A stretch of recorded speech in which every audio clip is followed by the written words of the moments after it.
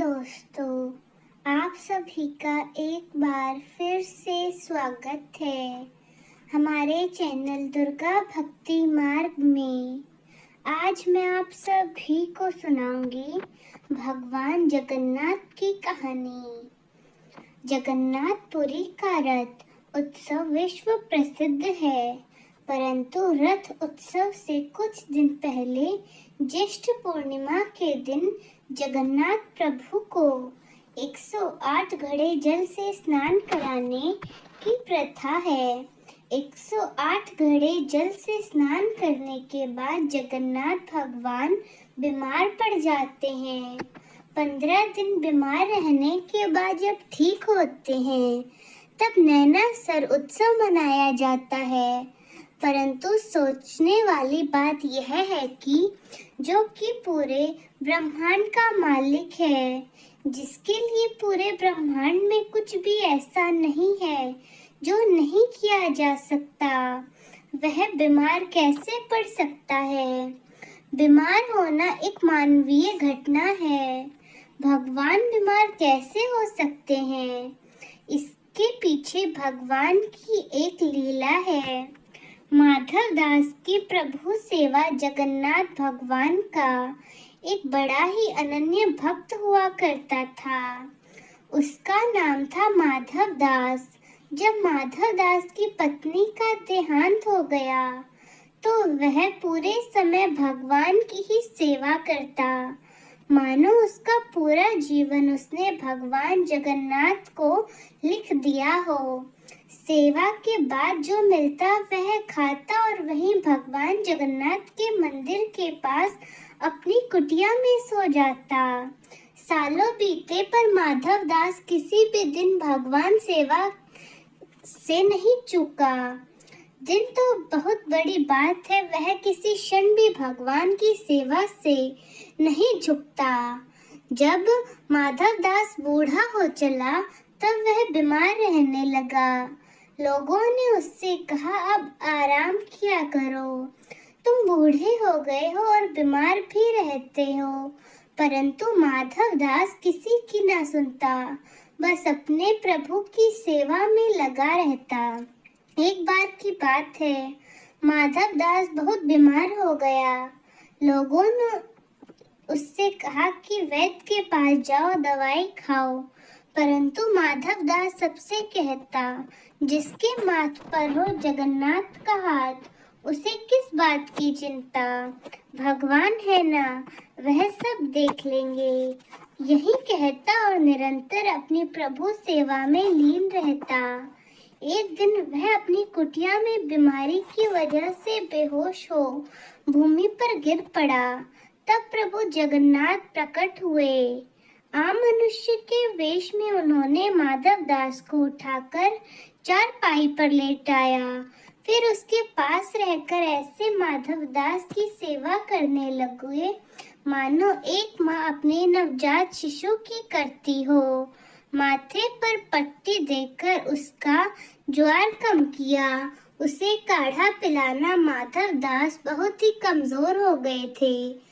उसके सोचने समझने की शक्ति भी बहुत कम हो चुकी थी। धीरे धीरे जब माधव दास ठीक होने लगे, तो एक दिन उन्होंने भगवान को पहचान लिया। पहचानते ही माधव दास प्रभु के सामने हाथ जोड़कर जोर जोर से रोने लगे। रोते हुए कहने लगे, प्रभु आप ये क्या कर रहे हैं? मैं आपका भक्त हूँ, आपका दास हूँ। आप मेरी सेवा क्यों कर रहे हैं? अपने भक्त के आंसू भगवान श्री हरि ने पोंछकर उन्हें अपने हृदय से लगा लिया। प्रभु ने हृदय में लीन होकर फिर कौन सी आस और लालसा बाकी रह जाती है। माधव दास को जीवित रहते हुए इस धरती पर साक्षात वैकुंठ का अनुभव हो रहा था। प्रभु ने उसके पेट को सहलाते हुए उसे चुप कराया। सुबकते हुए माधव दास ने श्री हरि से कहा, हे प्रभु, हे परमानंद, हे परमात्मा, आप तो त्रिलोक के स्वामी हैं, आप ही नारायण हैं। इस पूरे आपकी इच्छा से तो यह बीमारी क्षण भर में नष्ट हो सकती थी, फिर आपने मेरी सेवा करने क्यों की? और आपने मेरी सेवा करने के स्थान पर आप मुझे पूर्णतः स्वस्थ क्यों नहीं कर सके? भगवान ने मुस्कुराकर माधव दास से कहा, हे प्रिय, कर्मों का फल तो भोगना ही पड़ता है। कर्म का चक्र ही नियति है। यदि मैं तुम्हें अभी तुम्हारी पीड़ा से मुक्त कर दूं, तो तुम आगे चलकर तुम्हें कोई कष्ट भोगना ही पड़ेगा। संसार में जो भी कर्म नहीं होते हैं, उनके निश्चित कर्मफल भी होते हैं। सृष्टि ऐसे ही चलती है। भक्त वत्सल प्रभु जगन्नाथ फिर भगवान से कहते हैं, तुम्हारे कर्मों के अनुसार ही मैंने तुम्हारी सेवा की। तुमने जितनी मेरी सेवा की उसका कोई मोल नहीं। भगवान भी भक्त के प्रेम के भूखे होते हैं। एक यही भाव भगवान को सबसे प्रिय है। तुम्हारा प्रेम मेरे लिए सेवा हो सकता है, तो जब तुम्हें सेवा की आवश्यकता है, तो मेरा प्रेम भी तुम्हारे लिए सेवा हो सकता है।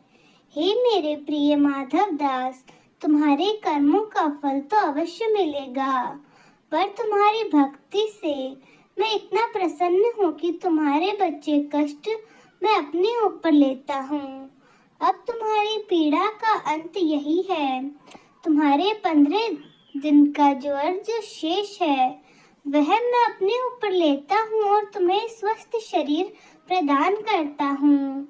भगवान के ऐसे कहते ही माधव दास स्वस्थ हो गए। उधर मंदिर में ज्येष्ठ पूर्णिमा के अवसर पर भगवान को 108 घड़े जल से नहलाया जा रहा था। नहलाने के उपरांत भगवान का विग्रह जोर से तपने लगा और 15 दिन तक तपता रहा। तब से मान्यता है कि जो भी भक्त की पीड़ा प्रभु हरते हैं, उन्हीं कारणों से वे 15 दिनों तक बीमार रहते हैं और इसका कलंक 108 घड़े जल को लगता है। धन्य है वो 108 घड़े एवं जल जो प्रभु की लीला के अंग हैं। प्रभु की लीला अपरंपार है। तो दोस्तों, कैसी लगी आपको हमारी आज की यह कथा? कमेंट्स में जरूर बताएं। धन्यवाद।